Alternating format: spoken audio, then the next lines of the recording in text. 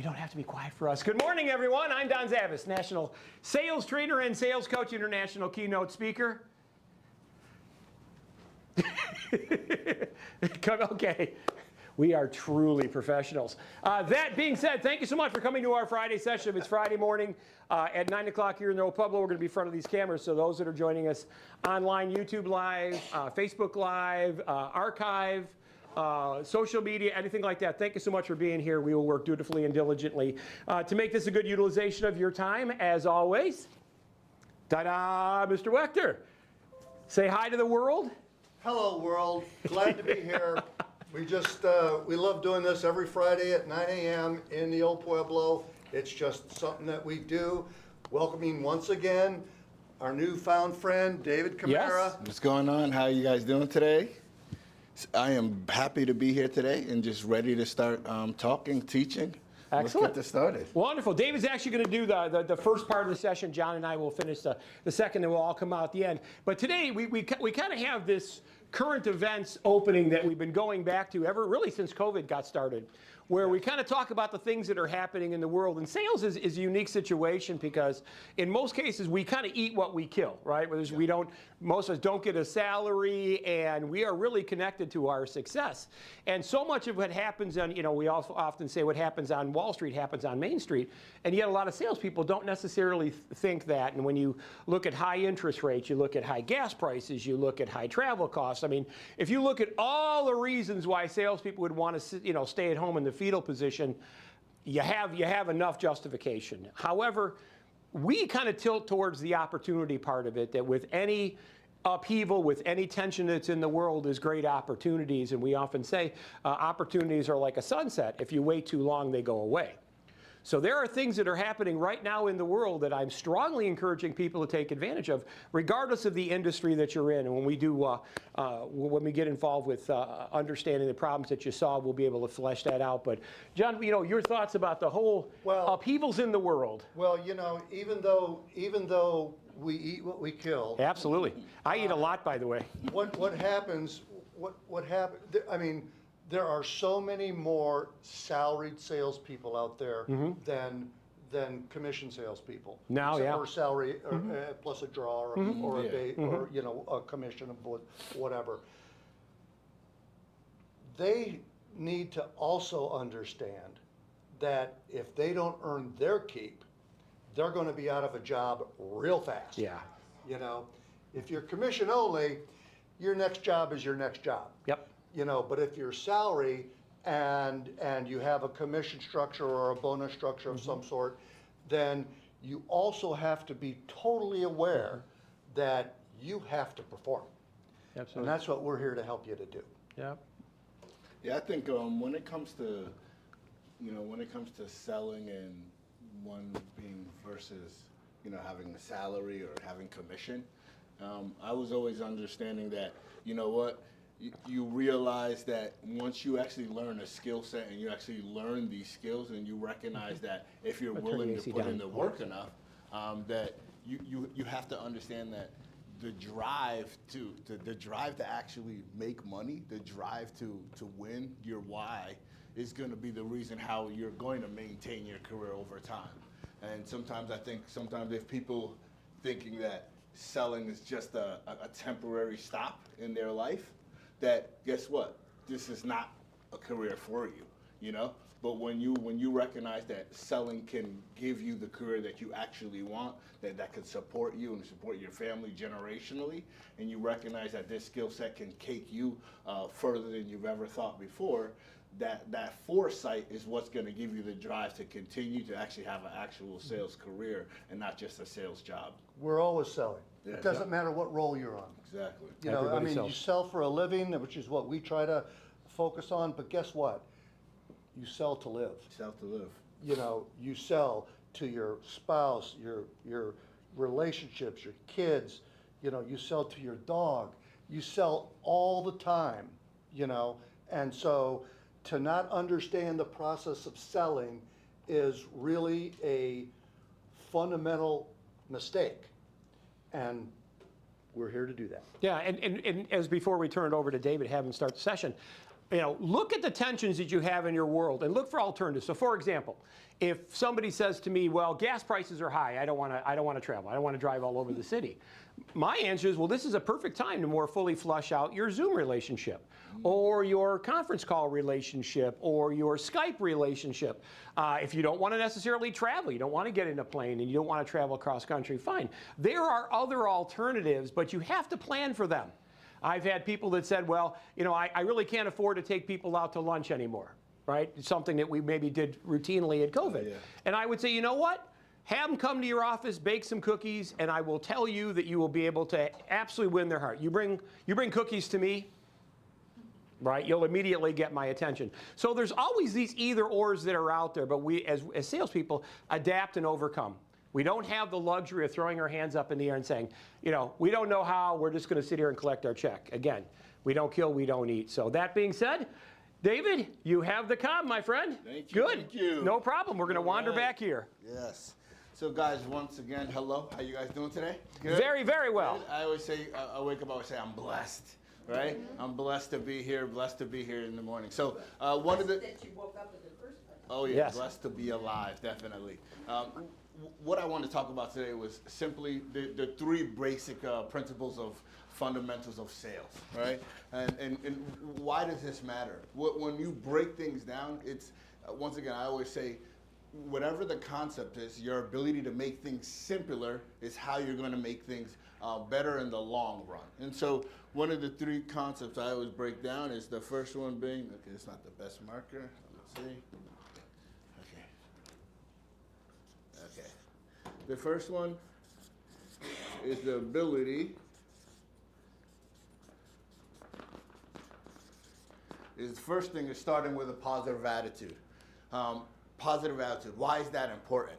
Guys, wherever you start anything in life, even when you wake up in the morning, it's your mentality that you start with is going to separate yourself from anyone else, and more importantly, who's going to set up yourself today.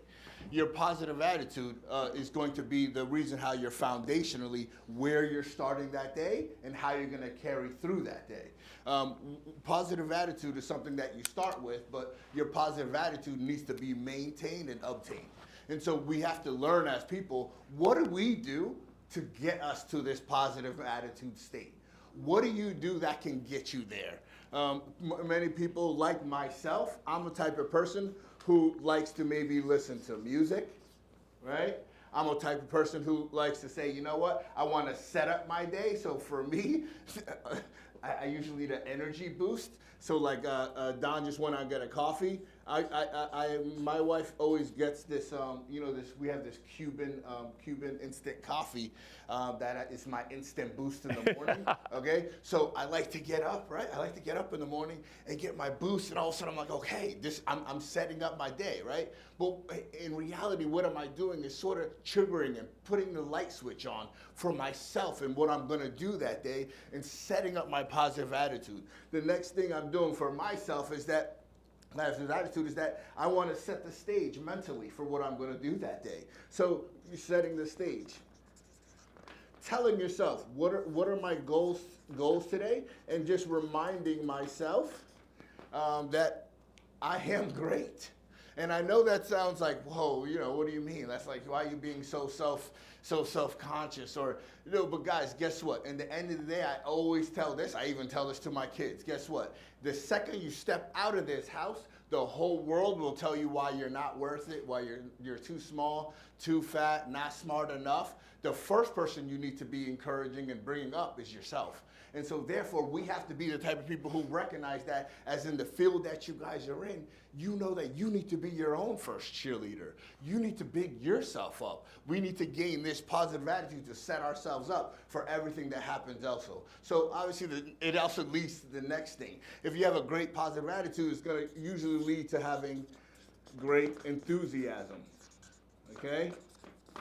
Enthusiasm. Why is enthusiasm important? Guys, once again, one of the simplest ways to define a sale is clearly a transfer of enthusiasm from myself to the next person, right? Simple way to break down sales. And so you have to possess it first so that you can actually give it to the next person. And so enthusiasm, sometimes people take it as the guy who's bouncing off the wall, and maybe some people are bouncing off the wall. But in reality, it's your state at which that provides the person to say that you're excited about it first, right? If you're not excited, why should somebody else be excited? And that's one of the things that you should always be able to self-regulate yourself and make sure, guess what? Am I even excited about this? Remind yourself that why you're even with this product, but more importantly, our belief in the product as well. So why so many people, unfortunately, you wonder why your product is not moving. You wonder why you're not maybe doing the sales maybe you need to do. You might have to check yourself and recognize, is your belief in your product large enough or big enough, or you actually believe it enough that you're actually excited about it, right? A lot of times, unfortunately, there are people who maybe use a product but don't even have it themselves. That's probably one of the biggest reasons to show, do you even believe it, right? There are people who, I know this may sound crazy, but it's true. There are people who sell cookware, who sell cookware. One of my first sales jobs was I used to sell Cutco. I was right out of high school, right? And I used to just go to all my neighbors, right? And one of the things was, it was like, we had a Cutco set, right? And so I know that this is amazing product, right? And so, even as a high schooler, recognizing that, guess what? I use this product every day, knowing what it is actually can be transferable. So recognize, even with what you're doing, how can we maybe gain belief in the product? Sometimes maybe even doing more research and understanding your product from even from a feature and benefit level. The more you actually know about your product, the more ways you can recognize, oh, I didn't know this about my product. One of the things I used to always teach all my guys when I was teaching them in sales was that you need to learn how to love a product. And sometimes you have to invest the time to love it. And what does that mean? You have to go and research about it. You want to go learn not just surface things, but what's under the surface. By learning things that are under the surface and figuring out the touch points that you love about most things anyway. We all have things that we're into, right? Find that thing in the product that you actually represent, what you're actually selling or what you're going to sell. So then when you start to find those little products that makes you love it, it's going to be a different, right? I know this young gentleman here said that, you're a pet sitter, right? And it's like, you love pets. I would assume you love pets, right? But it's because of your love of your pets and how much you love them is the reason how effective you are going to be a pet sitter. It's your ability and the enthusiasm that you show that when somebody talks about you, when you ask them, what type of pet to have, and you show that love and that enthusiasm comes out, I'm going to recognize like, wow, this kid really does love pets. If anyone, I want somebody who loves dogs to watch my dog, right?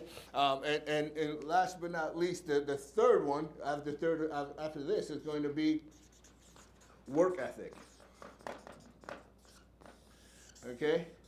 And work ethic is always the actual work it takes for you to produce this product or actually move this product. So if let's say you go door to door, you actually have to go door to door. Some people can have you could be the most positive person in the world, you can have the most enthusiasm in the world, but if you don't actually go hit the number of doors that you need to hit, you will never get your product.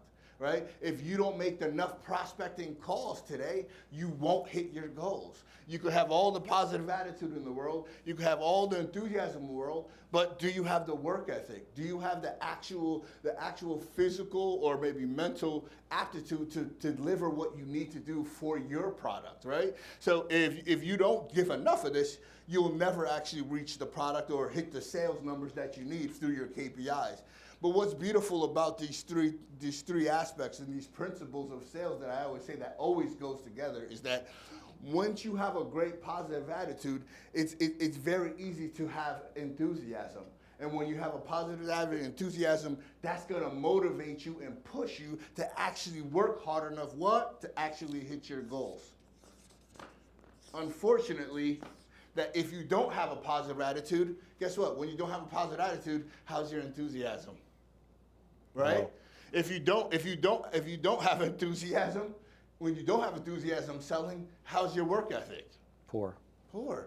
And so the recognizing that it takes all three things put together, that fundamentally is how you're actually going to be successful in whatever selling you're going to do. We want to make sure we have these three aspects, but make sure they use them together, and knowing that actually even in the order in which we do it is actually going to set us up for success. So once again, positive attitude. You want to start your day with a positive attitude, setting yourself up to be great at what you're doing.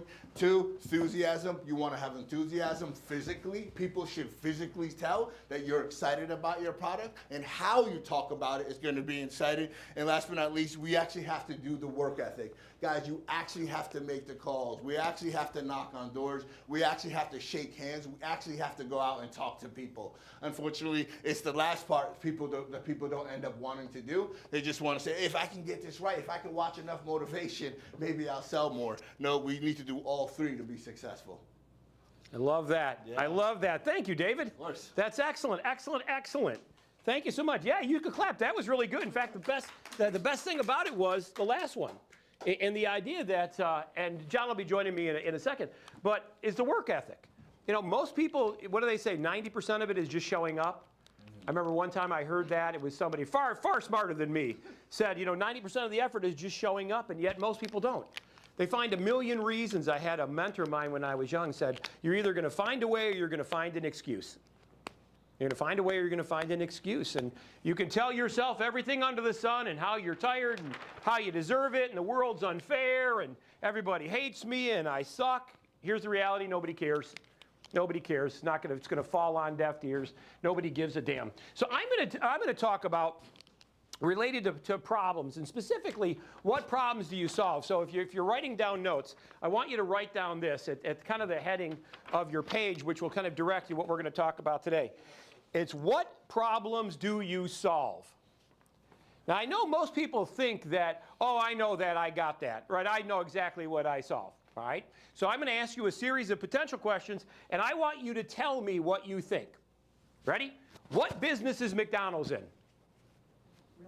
Real estate. Well, that's how they make most of their money. But what business would you say? If you looked at McDonald's, what business would you say McDonald's is in? Burgers. You would say food, right? Most people say they're in the food business. Convenience. Well, exactly. Because if they were in the food business, what would they be doing all of their efforts to do? Make better what?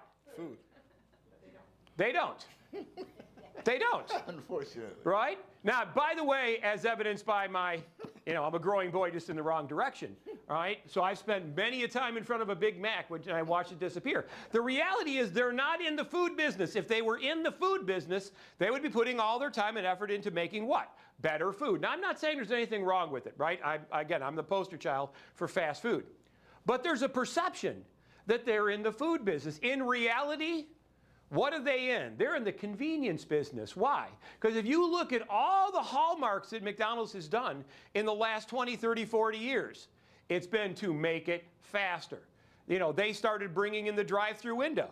At that point in time, there was a period of time where there was no drive-through window. You went in and you ordered your food, right? You went up to the desk, you gave it to the person that was behind the desk, you waited some reasonable amount of time, and then they gave you your food. Look at what they've done recently. So certainly the drive-through. If you go into any McDonald's right now, you no longer go to the desk and give somebody your order. Where do you go? You go to the kiosk. And you put your own information in. Why? So it is much more accurate because you're putting your own in. It's much faster. McDonald's is in the convenience business. Walt Disney World. What business would you say Walt Disney is in? Walt Disney World, right? When you go to Orlando, you go to Disney World. What business are they in? Now, some people will say theme park. Right? Almost. You're heading in the right direction. Most people would say theme park. Well, in order to be successful in a theme park, what do you have to have new every single year? Rides. Rides. You need it to be faster, bigger, scarier, hang upside down. You're right on the precipice of death every minute. Bigger, faster. Again, Not Walt Disney World. Walt Disney World doesn't want to change anything. Experience? I want that lame-ass teacup ride in exactly the same place as it was when I took my daughter when she was 5. So now, exactly, they're in the memory business, right? If you walk around, you look on the ground, you know what it says? Perfect place for a picture, right? And there you are, and there's Cinderella's castle behind you. They don't want to change. You want the teacup ride, exactly. You want Pirates of the Caribbean. People got angry when they put Jack Sparrow, right, Pirates of the Caribbean, in the Pirates of the Caribbean ride. They said they changed it. It wasn't the same as it was 30 years ago when I took my kids. They're in the memory business. Yes, Kiki? It's like Coca-Cola. When they did a blind taste test, Pepsi wins almost every time. But people say they choose Coca-Cola. It's not because of how it tastes, it's because of how they feel, because of the polar bears and the we want to Absolutely. It's Yeah. how you Yeah. feel. Until they went to change the formula. Oh, no, we just skip over the 80s in many ways. Right. But understand when you... Yeah, it's just a decade in our So lives. when you look at problem solving, and that's going to be the focus of our session today, problem solving, understand that what the problem most people think, you look at Christmas is a great example. You look at all the music that dominates radio stations around Christmas. It's stuff from the 40s and 50s. White Christmas is still the #1 song, Bing. right? Recently followed by Mariah Carey. And here's the thing, Mariah Carey is still 30 years old. Yeah, still. Right? It's 30 years old. Now think about that. Everybody thinks of that as the new version. Yeah. It's not. The problem that we believe that we solve, in fact, isn't the same reason that most people believe that we do. So let's talk about what problems do you solve? And yet most people don't really know the problem that they solve. But I will tell you, in my estimation and in our humble opinion, if you drill down far enough, it'll always be about money. No matter what it is, you drill down far enough, it will always be about money. So for those that are taking notes, right, what problem do you solve? Let's get it done. Number 1, you never try to heal someone who doesn't know they're sick.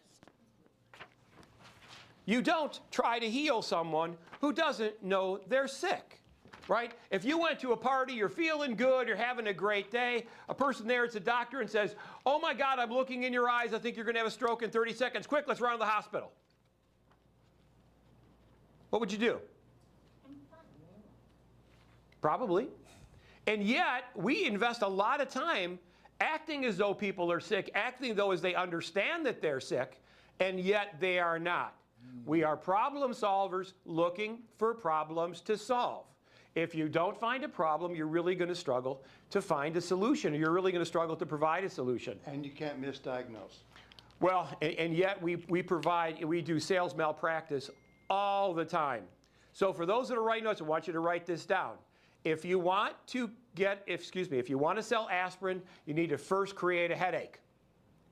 Now, I want you to substitute the word aspirin to whatever it is that you sell. If you want to sell aspirin, you've got to first create a headache. And yet most people, when they're meeting with someone, especially for the first time, they were having a good day, right? When you met with that person for the first time, they were having a good day. They didn't think that they had a problem. Maybe they're meeting with you out of courtesy. Who knows? But they were having a good day. And now I've got to take that person that was having a good day, and I got to make them sick. I got to turn them critical. And then ultimately I have to fix them. In another form of You don't want to make them sick. You want to find the ones who are sick. Well, you have to, but most people don't know they're sick. That's the problem.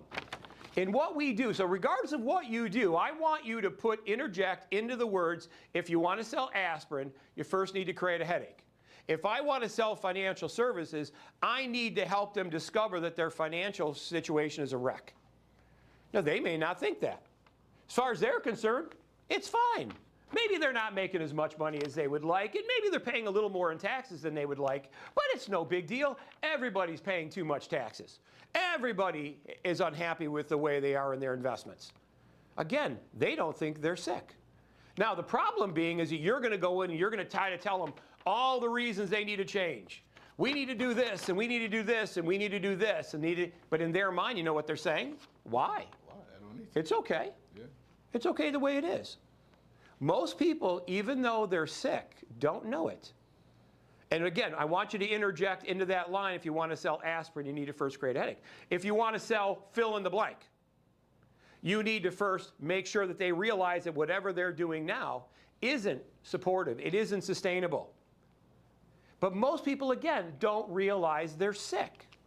So when I say you've got to make them sick, so if you're talking to somebody about their financial world, or you can ask them a simple question. Kiki says, do you have life insurance? And there's a simple answer to the answer of, do you have life insurance? What is it, Kiki? Yes, sir. Yes or no? Or I'm stupid. That's exactly. And I agree with you. But see, the problem is it's their God-given right to be stupid. Absolutely. It is their God-given right to do stupid things. Look at all the people that drink too much, smoke, take drugs, don't sleep, eat bad food. I like cigars.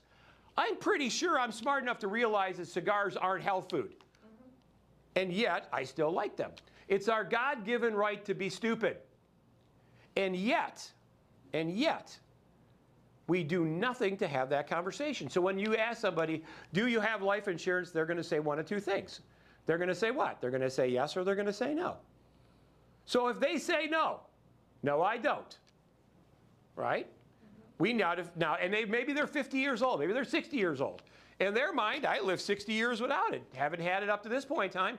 Why do I need it now? And what do you, as a good life insurance agent, have to be able to do? You have to make them understand that every day that they go by, that their chances of surviving it are lower and lower. Eventually life insurance companies are going to win, right? You can't wait them out. And yet, we all don't want to make our clients and prospects feel uncomfortable. A professional selling situation should not be a comfortable environment for your prospects. And I'll fill that in. You want to throw anything in there? Well, David did a session last time or two Yes. times ago on discomfort.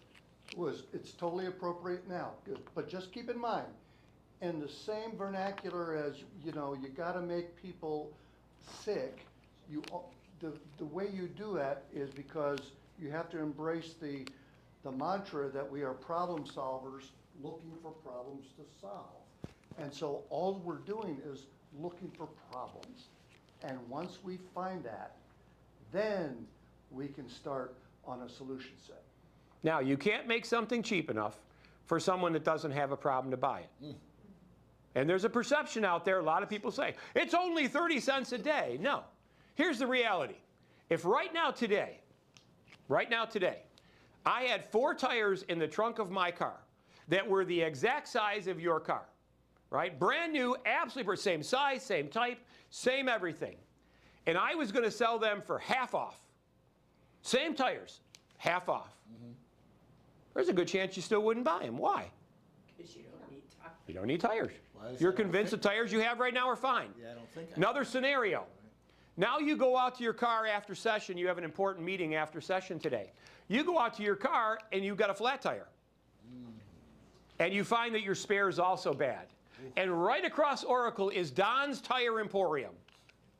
And I have the exact tire you need in the exact size that you need. Don's And it's- Zavis Tire Emporium? Of course. Join us. We're in all 50 states, right? Want to make sure. Right. Across the street is Don Zavis Tire Emporium. We have the exact tire that you need. It's twice as expensive as every place else on the earth, but I can have you out in an hour. You think you might buy my tire? If there's enough pain, if there's a deep enough problem, money is never an issue. See, most people think that money's the problem. It never is. Money's never the problem. We were talking before session as we were kind of discussing the session. That's why you will willingly, begrudgingly and unhappily, but willing to pay $500 for an ambulance to take you 4 miles. That's why when you're in the emergency room and they give you 2 Tylenol and they charge you $9 for something, you can go down to CVS and you could get 100 of them for what, $6? Look at all the things you do, right? I always kiddingly say it's like when you're in the airport, right? And you want that cheeseburger and it's $28. You would never pay $28 for a cheeseburger just out in the world. But if you're hungry and you're in the airport, you're damn happy to get a $28 cheeseburger. Why? Because if they have enough pain, if the depth of their problem is significant enough, money is never the problem. Also, the problem they bring to you is generally not the problem as well. So when I say, what is their number one concern or what is their number one problem? So what was the number one problem? We'll play with you because you're in front. What would be the number one problem for your clients? Well, I think I'm doing payroll and Okay, I'm assuming convenience, ease of use. okay, I'll take that, convenience and ease of use. Well, what are they thinking? That's not the problem. Hold on, you're right, you're heading in the right direction. Because what happens is the problem they bring you is the intellectual problem. Well, we're looking, we're considering, we're researching, we're exploring, we're looking for another provider. If you were twice as expensive as everybody else, would they go to you? No. Right, they should. Right. Right, because they're not making the decision. You might be twice as good as everyone else. You might be able to get it twice as fast, twice as accurate, twice as everything, and yet, more people than not judge it financially. We haven't developed the depth of their problems yet. Right? Exactly. So if I'm talking to somebody about payroll, and I'd say, don't suppose you ever got called in front of the IRS, have you? Not you personally, but I'm making a generalization. Now, your clients can say what? Yes or no. Right, absolutely. All right? What do you think would happen if you did? And I want you to go on to this prior to them becoming a client of yours. You want to have that discussion. I want to create a headache to make sure they realize that the cheapest guy rarely is the best. When if you're going to get a heart operation, you're like, hey, look, I'm going to get 3 quotes. Right? Cardiac surgery, can you give me a quote here? Give me a price. I want to get 3 quotes, and I want to compare them. No, you would never do that. And yet, most people never, ever get to the depths of the problem, which allows them to make significantly more money. That's the issue. Oh, always is. Always trying to figure out, why are they coming to you in the first place? What is their problem? Kiki? Well, for instance, from what you said, the number one thing they bring to you, though, isn't necessarily a problem. So most people come to me as an insurance agent because they say, my rates are going up, can you get me lower rates? No. But that's what they say. But when I look at... That's what you say. Oh, No. In fact, they're all going up. Mine are going to be more expensive, too. But my point being is, that's not really what their problem is. When then I look at their account, I'm not looking at what the rates are, I'm looking, do you have enough coverage? Are you getting adequate coverage? But hold on, wait a second. They didn't say that. They didn't come to you and said, do I have enough coverage? If you go in the coverage vein, you're telling them they're sick when they're not thinking they're sick. Yeah. Does that make sense? Yeah, but wouldn't that be what I would? No. said, No. create You that? solve the problem that they bring you. Okay. So if I'm talking to someone, I'm sorry. no, that's okay. No, this is the lab. This is where I want you to have these conversations. If I'm talking to someone, here's something you'll hear me say. Kiki, when we get together, there's 100 things we can talk about. But for it to be a productive meeting for you, what are the top 2 or 3 things you want to make sure we cover? And you know what'll happen? You'll tell me the 2 or 3 things you want to cover. Not the 300 things we could talk about. If they say, my price is going up, what can you do? So did I mishear you? Because I thought you said, usually the number one problem clients bring to you isn't the actual problem. You're right. It's not. Okay. Here's the thing. They're going to come and say, my price is going up on my insurance. Drill down. That means they're going to have less money, which likely means what? They're not going to have money for something else. If you were to say, listen, Bob, I'll be happy to run the numbers, there's a good chance that I'm not going to be able to beat your price. In fact, I might even be more expensive. Everybody's is going up. Why is it an issue that if it's going up? Ask them. You can ask them, right? Why is 5%, 10%, 20%? Don't assume that you understand why. And the mistake a lot of people make is they want to be the cheapest. That's why when you see people advertise, lowest prices in town, nobody beats our prices. So That sends the wrong message. So then what's my headache? Because if their headache was the They price, then don't- that's not the actual problem. Right. What is that? Well, they don't want to pay more. Okay. But here's the actual problem. They may not want to change. They might want to stay with the people they're with, right? They're hoping you'll come in with a better price, and what are they going to do with your price to them? Compare it. Right. And with the hopes of? The other will go down. Exactly. Well, geez, Bob, I've been with you for 10 years, and you've always been great, but I can get it for Kiki, for 20% less. I'd love to stay with you, but, I'm going to have to go with Kiki. Well, we could go that ping pong back and forth all day. No, you know ping pong. You're more expensive than everybody else, period. That's it.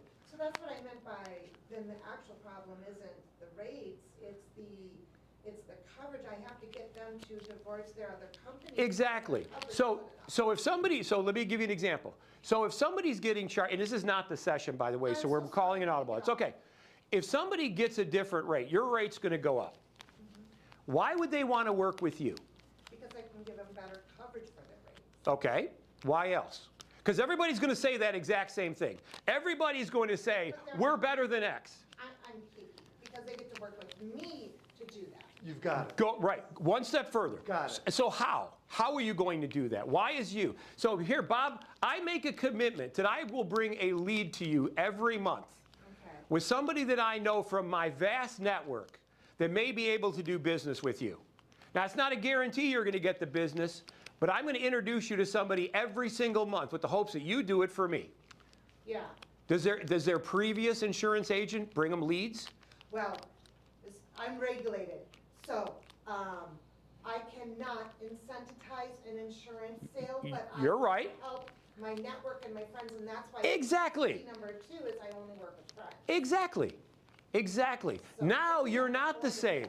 This guy doesn't do shit for his people. Okay. You do. How valuable would it be for every person he writes a check to bring him leads? You think maybe he's going to look at you a little differently to go, wow, if Kiki can bring me business, even if it's 10%, 20% more, and she can turn me on to multiple thousands of dollars worth of business, you think you're having the same conversation? He wants more money. Now, unfortunately, they're only talking about how to save money. They're not talking about how a relationship with you makes him more money. As soon as you add in the make more money, the modest increase of you're going to charge him more gets wiped out immediately. Am I saying that? I want to make sure I... got you. All right, because that wasn't part of the conversation, but am I saying that good, John? You are. I got it. Okay. Thank you so much. So a relationship with you is not a comparable element with everybody else. All these other people will take your money. Well, here's the reality. There is an infinite amount of people that will take your money and give you good service. There is an infinite amount of people in the payroll world that will take your money and give you good service. And you know why? That's why they're fighting to be low bid. I'm the most expensive payroll company in Tucson. Why do you think that is? Why would you think people would come to me and I'm the most expensive payroll company? The benefits, like you're talking about, there has to be something. No, no, no, no. Play along with me. Oh, why? So now you're a customer and I'm you. Okay. And I'm going to say, I'm the most expensive payroll company in Tucson. Why do you think I'm the most expensive payroll company? Because you have the best service. You're right. Now, out of role play, whatever she would have said, you're right. If she would have said it's because you got a big red nose and floppy shoes, you're right. Because if she says, you know, I have the best service, it's not a lie. If I say I'm great, it's the ramblings of a salesperson. If she says I'm great, it must be what? True. True. It must be right. And so when you understand the problem, most people work on the aspect of the problem, and they fight in this pool of mediocrity and battle. We never battle there. A relationship with me is so much more than just a payroll company, right? For example, you host a mixer once a month for all of your clients. I'm not saying you do that, but we host a mixer every month for our clients. We get together, we have drinks, I introduce you, right, with the hopes that you guys can do business together. What else do you do? What else do you do that's different? And remember, if you can't figure it out, what you do is different, they can't either. That's why the clients of ours double and triple their business, because we focus on the stuff nobody else does. It doesn't make any sense to teach somebody how to reduce their price. It makes sense because if I'm going to double your business, I'm not going to double your business by making you work twice as hard. That doesn't make any sense. That's stupid. I want to double your business and make it easy. I want to double your business and make you work half as hard. So the problem that they bring you is generally never the real problem. They brought the problem if they wanted to spend less. They don't want to increase. Well, you're working on the wrong side of the problem. Well, Bob, what if I could figure out a way to bring you at twice as much business as you're getting right now? Would a 20% increase be an issue? What do you think Bob's going to say? Of course not. If you can help me double my business, absolutely. Yeah, 20% is nothing.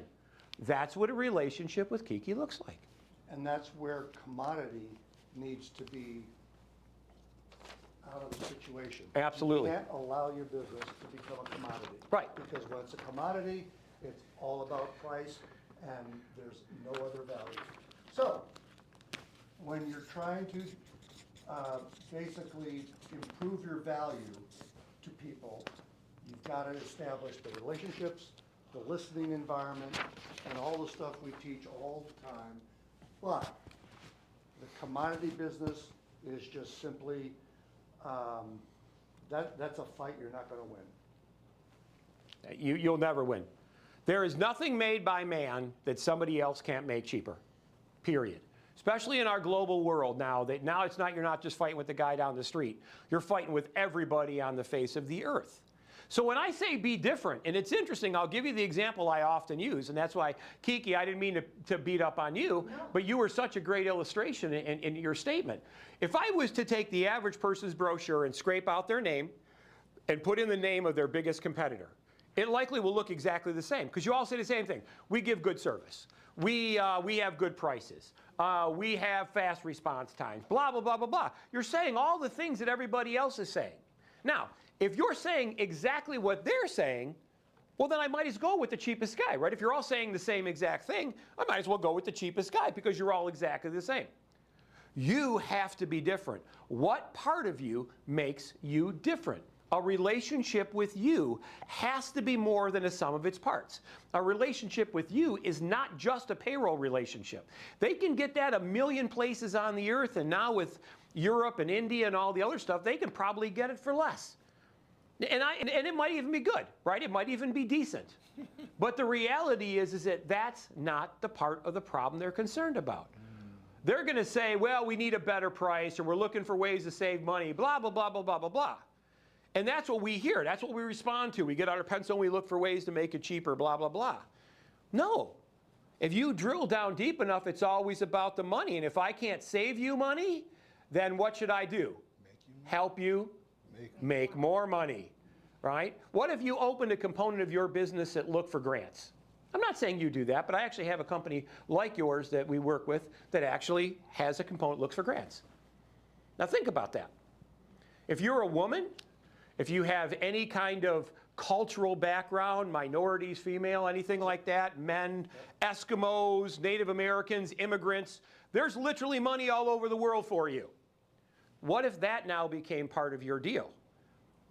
Now, I'm not saying do that, but what I'm saying is that most people are working on the wrong end of the problem. They're working on the I need to make it cheaper. No, you drill down deep enough, it's just I want to make more money. How I get there, I'm willing to be open to.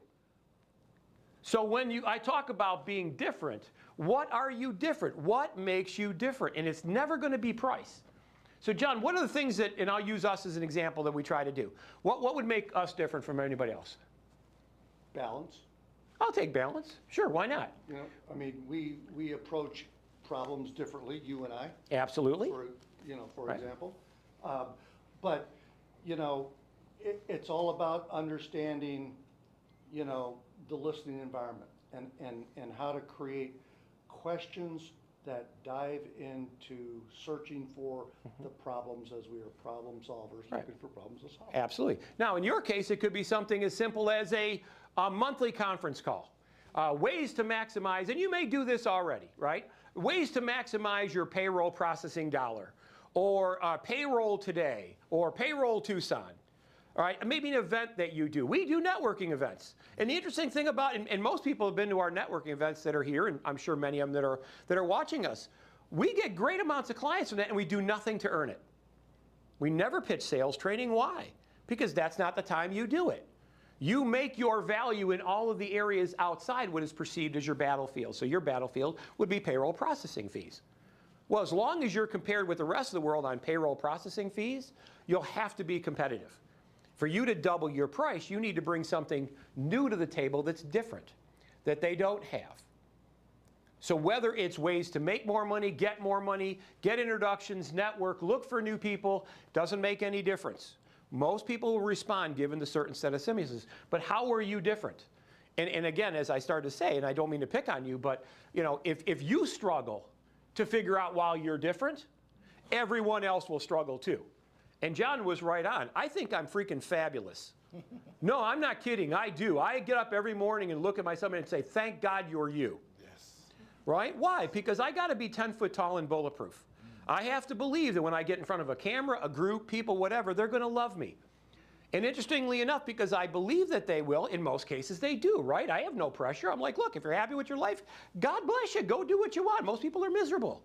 But if you're not, and I'm not even saying we're the answer, but I'm saying if you're not happy with your life, what are you going to change? What are you going to do differently today that's going to get you to a different? Again, problem solvers looking for problems to solve. And the problem isn't that you do financial planning. You might think, you know what the problem might be? They don't have enough money to fly and see their grandkids. Now, most people never have that conversation. Because I would say, if you had a whole crap load of money, what would be the first thing you do? What would you do? I'd go see my grandkids more often. Really? So now you know what they've told you? Even though they said, well, I'm paying too much for taxes and what else? I'm not getting a good return and, you know, Wall Street, blah, blah, blah. No, that's what they want. So how about if I could work it out where you'd see your grandkids every 3 months? Would you like that? Oof. What do you think they'd say? Absolutely. Sure. All right, you're going to have to trust me, though. You're going to have to leave all the stupid shit you're doing now. You okay with that? Now, who would ever say that to a client? I say it all the time. Why? Because if you're happy with the results you're getting, doing it your way, keep doing it. Facts. If you're not happy, what are you going to change? So in that reality, what they wanted, their problem, they're not concerned. They don't see their grandkids enough. Now, we could talk about percentages and indexes and ETFs and all the other stuff that are in the financial world, but that's not what they want. They want to see their grandkids. The problem they bring you in most cases is never the real problem. But we operate as though it is the real problem. If you dig down deep enough, it's always about the money, saving it, but in most cases making more. So it's interesting. You know what the interesting thing about it is statistically, when you approach someone about saving money or getting more for the same, it's actually the insurance industry did that. And they went out and they said, and it was a blank study, and they went out to the group and they said, all right, if you could pay less but get less, or pay the same and get more, what would you prefer? Now, you would think most people would pay less and get less, right? I want to save money. Most people are willing to pay the same. They want more for it. So when you go into a hotel and you got a regular room, what are you going to ask for? An upgrade. An upgrade. Well, you know that you can pay for that upgrade, right? You got the standard room and it's $200, and you know that there's a deluxe room for $300. You know you can pay $300 and get that very room. So you can get it if you want it, but you don't want to pay extra. You want the upgrade for the $200. You're on a plane, right? You want a better seat. You want to go up to first class. Well, you know you can buy a seat in first class, right? You're at the gate. Here's my credit card. I want to be in first class. But you don't want to pay. And yet you want to pay the same, but you want to be in first class. You see the difference? Most people know that it's there, and they know they can pay for it. They're more than willing to pay the same. So if you went to somebody, Kiki, and said, what if I could get you 20% better coverage and you'll never pay 1 penny more? Not 1 penny more. I don't know if I can do it, but I've been successful with other people. As opposed to saying what? Maybe I can save Yeah, maybe I can save you money. Well, sure, I can always save you money because I'll give you less stuff. That's easy enough. Most people don't, you know, that's not something that is so foreign to them that they can't possibly realize that. Let's keep going on this. You can't All right. discount your way to prosperity. You can't. Absolutely, you can never. Here's the things that are motivating people. Time, money, stress. Time, money, and stress. I'm gonna jump on the stress thing right off the bat. So there are things, because Mrs. Zavis and I have been together since she was 14 and I was 18. So we've been together forever and ever and ever and ever. Yeah, it's a story for a day. All right. Here's the thing. There are some things that I just don't want to do. But the pain of listening to Mrs. Zavis bitch is worse than the pain of me just buying it and saying I'm on board. Now, I know that seems like such a crazy thing because it should be so much harder, right? Sales should be, oh my God, it should be this and that and stay. No, it's not.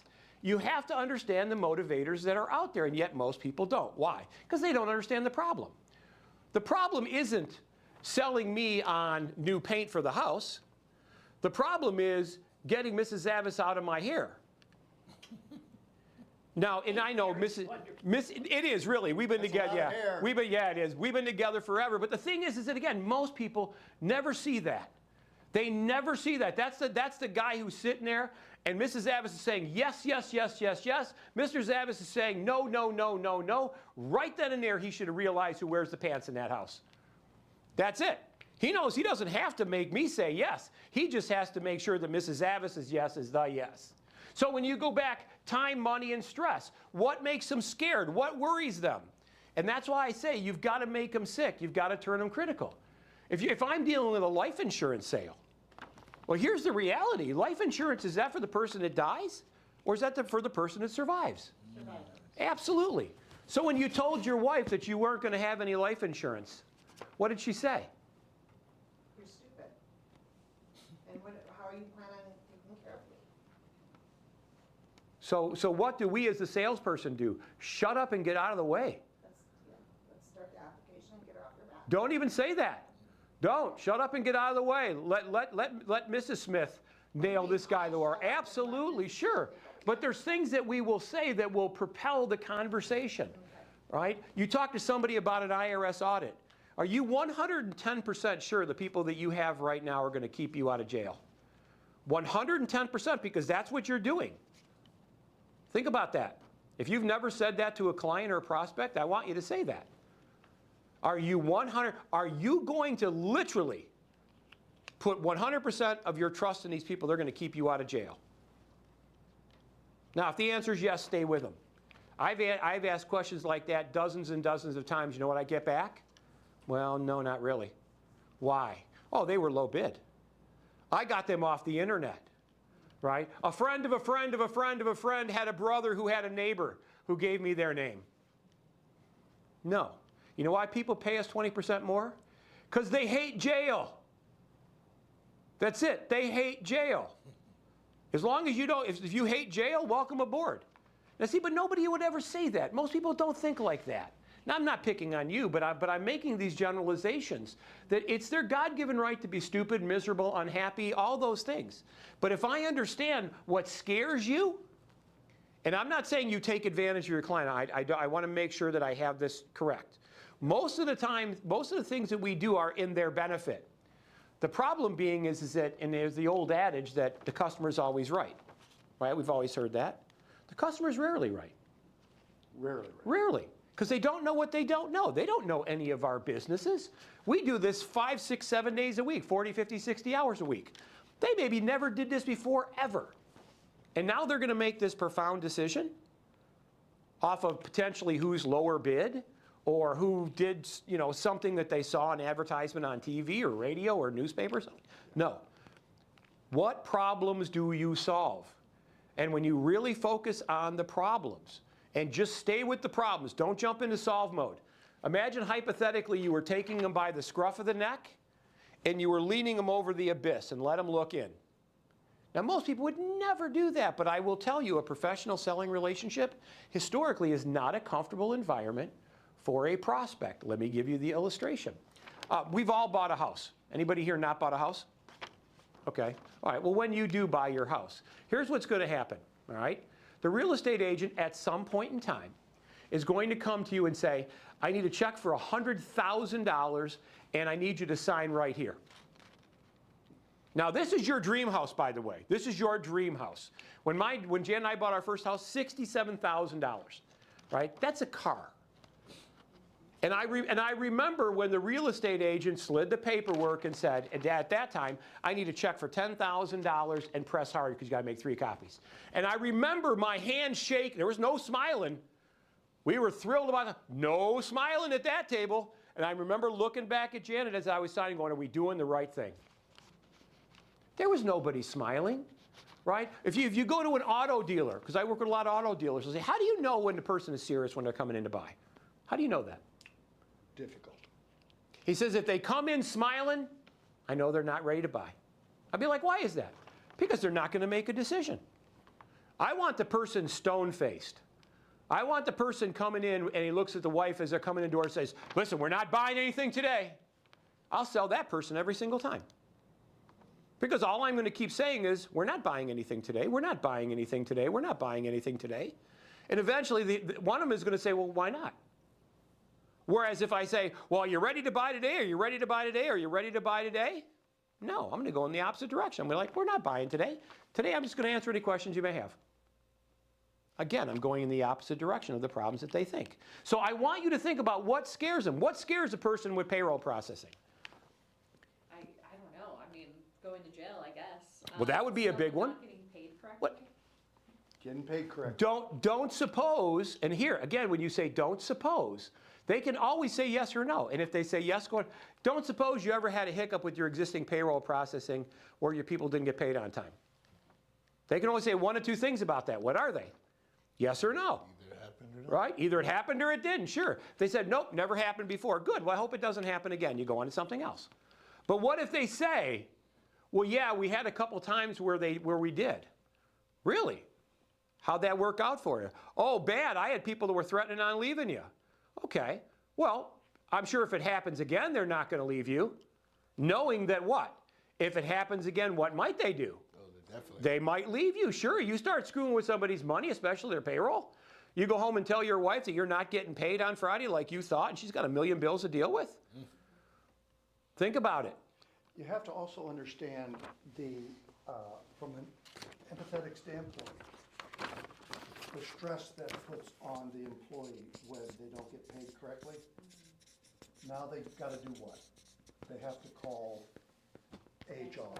They have to call somebody, and their home situation, because the money didn't get transferred on direct deposit appropriately, and they were expecting on that kind of money.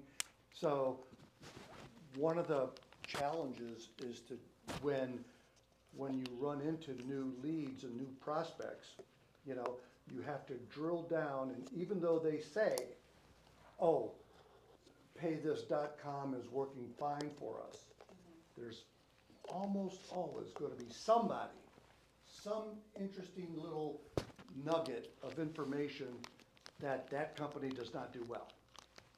You just have to find it. For sure. And once you find it, then all of a sudden, that's your window.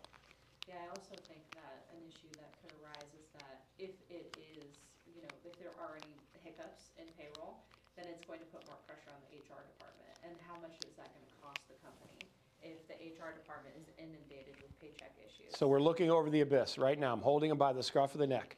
Fully prepared to let them go, by the way. See, because like in your case, like you do financial planning, right? See, I don't care if people are poor. I don't care if they're shoeless. I don't care if they're hungry. I don't care if their life is shitty and they're miserable. Now, I know that's a terrible thing to say, and people are like, Don, how can you be a Catholic and say that? I can't want it more than you. I can't want your employees to be happy. But here's what I know. If you're scooting around the bottom of the bowl trying to find the cheapest of everything, when was the last time you got that? We pride ourselves because if we have a problem, which is very infrequently, the speed, it's fixed before you even know it's a problem. Don't suppose HR's been bitching at you about the people. Don't suppose that you've missed some paychecks. I don't suppose they made some mistakes and took out 5 times more money than they did. Again, we don't wallow around in that pool of mediocrity, where the lower is. We are more than everybody else. Because when you say, why, what would make sense? Why would people pay us more than everybody else? And they're going to say exactly what you said. Because you're 100% accurate. Because you make sure we get paid on time. You're right. You're right. Now, you have to do it. Obviously, you have to be able to come through with it. But again, that's not the problem. They're going to come to you and say, we need to save money. We need it to be cheaper, blah, blah, blah. No. You drill down deep enough, you need to work on the other end of the thing, which is how can you help them make more money? What do you do and what relationships do you have that you can help them make more money? And as soon as you throw that into the kitty, it's a whole different ballgame, because now we're not who can be cheaper. Now we're working on the infinite part, which is how much money can you get. Third-party stories. A third-party story is a great mechanism to use if you haven't used them. Any person that's been around for more than a month has developed experiences, and you share these experiences with the people you have. I'll do a role play with you. Bob, probably not the situation here, but I was working with another company, a little bit bigger than yours. And they had been out looking for the cheapest payroll company. They went from one poor provider to another one, to another one, to another one, to another one. Finally, they came back to me, even though I was 20% more expensive, and they said, you know what, we're sick and tired of wallowing with all these problems. Now we need some.